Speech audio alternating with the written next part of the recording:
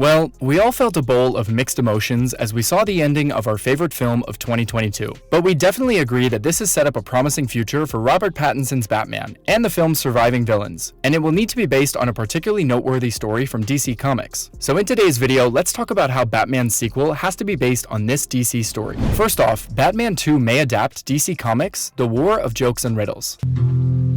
We really gotta go, man.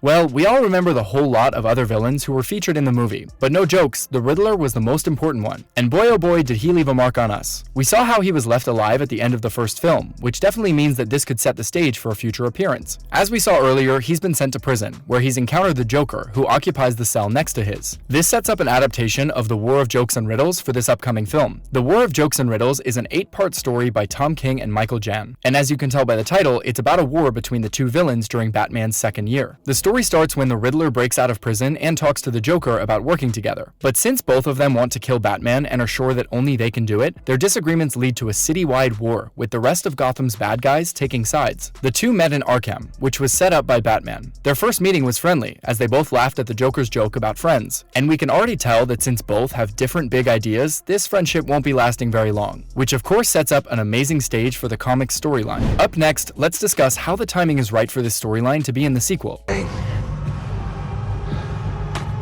Whoever she is, she went out, Jake. The fact that the film's biggest bad guys are familiar with one another makes The War of Jokes and Riddles an ideal choice for this movie. This is much like how we saw Pattinson's Batman's previous relationship with Selina Kyle makes the story even more relevant to the sequel. After proposing to her, he tells her the narrative of the comic book storyline in flashback to give her time to think about his proposal. Although their love relationship was not depicted in the movie, the door was left wide open for it in the event that Selina ever returns to Gotham. We think all of us can agree they have unmistakable chemistry, so a romance and a proposal may work in this chronology. Although it's scary to think that they'd have to be embroiled in the fight between the Joker and the Riddler to keep their relationship a secret. The Year 2 setting of The War of Jokes and Riddles is also appropriate for where Batman's tale is at the moment, because the title character in the first film is a young one who, while not new, isn't exactly the most seasoned vigilante out there. Everything points to a conflict between the two villains as the next natural step for the sequel, but there are some roadblocks that could prevent this from happening. Guess we're just gonna have to wait to find out. And finally, let's talk about how The War of Jokes and Riddles may be too big for Batman 2.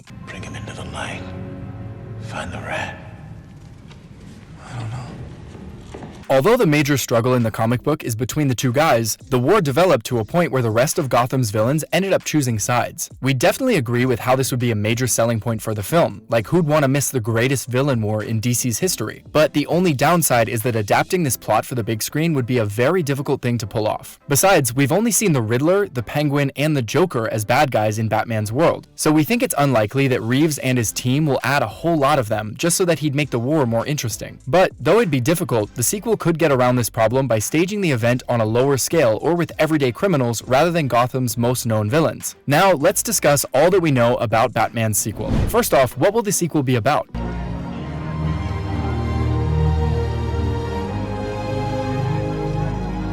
The first film puts our hero and Gotham City in a situation that has never been done before in a Batman movie. Bruce Wayne may have stopped the Riddler from killing Gotham's new mayor-elect, Bella Real, but the whole city is now underwater. Gotham is likely vulnerable to a hostile takeover because of the well-known No Man's Land storyline and Scott Snyder's New 52 Run Zero Year. Robert Pattinson and Matt Reeves have both said they want to bring the Court of Owls and Dick Grayson into their movies. The Court of Owls is a secret society that's been running Gotham for decades. It's made up of the city's most powerful and corrupt families and groups, and the director has shown us that he's very good at big projects. So introducing this group of bad guys would be right in his wheelhouse. We think it's going to be very different from how Robin is usually introduced, but putting Dick Grayson in the court could be a new way to do so. We know how the court takes kids from the circus and trains them to be assassins with a lot of skills, who are then known as Talons. So given that Grayson comes from the Flying Grayson's circus act, we definitely think this would be a very risky move. But either way, we can only hope for the best, and we're super excited to see how it's going to turn out. Up next, let's talk about who's returning for this sequel.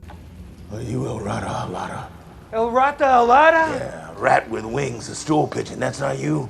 Well, for now, Pattinson is the only confirmed cast member for the sequel. Our favorite actor will continue playing Bruce Wayne, but it seems likely that Zoe Kravitz will return as Catwoman, Jeffrey Wright will play Jim Gordon, and Andy Serkis will play Alfred. Although we still don't have an answer to the biggest question: who will be the bad guy in this sequel? As we mentioned earlier, and as the first movie suggests, it could be either one of the two. Both of these are likely to have roles in the next movie, but sadly, we don't have any confirmation on this yet either. Let's hope we won't have to wait too long to find out. We also think that Colin Farrell could come back as the Penguin, because he's about to get the spin-off series that was promised to him. Other than that, Carmen Falcone, played by John Turturro, was killed in the first movie, so there's no chance of his return. Moving on, what does the creator have to say about it? He interfered in an active hostage situation. Coulson's blood is on his hands. Maybe it's on yours. The film's director has hinted that he'd like to play several of Batman's bad guys. At a press event in February 2022, he made sure to mention that he was interested in making some of DC's more fantastic villains more real. He went on and said that he feels drawn to find the real version of everything, and he's excited about what that could lead to. In fact, he even suggested that the idea of something like Mr. Freeze would be a great story for the film. Along with Mr. Freeze, Mark has said that the talented surgeon and Batman villain Hush could make an appearance at some point, but it might not be in the sequel. Not just this, when asked by a fan on Twitter Movies which character from the comics he'd like to see in a movie, he gave a vague answer telling us that Hush would be a really interesting one to do. He'd definitely pick that villain, but that doesn't mean he'll be the next bad guy. Following that, do we have a release date yet?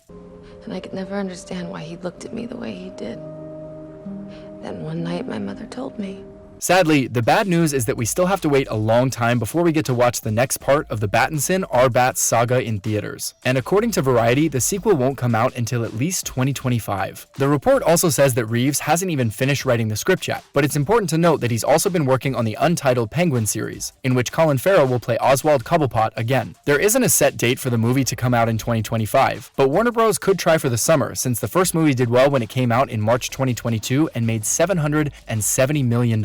Hopefully, the long wait would be worth it, guys. And finally, are there any spin-off shows in development? He might have mistaken. Mistake. Get a man killed. Why?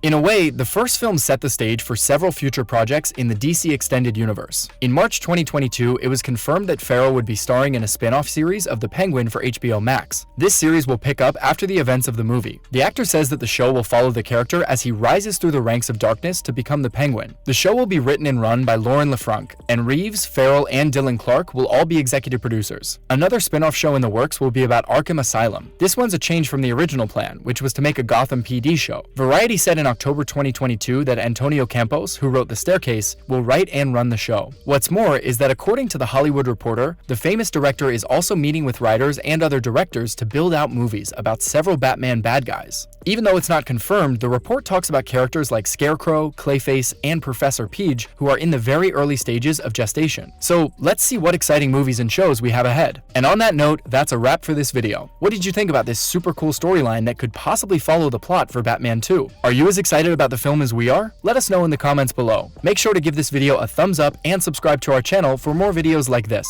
See you at the next one.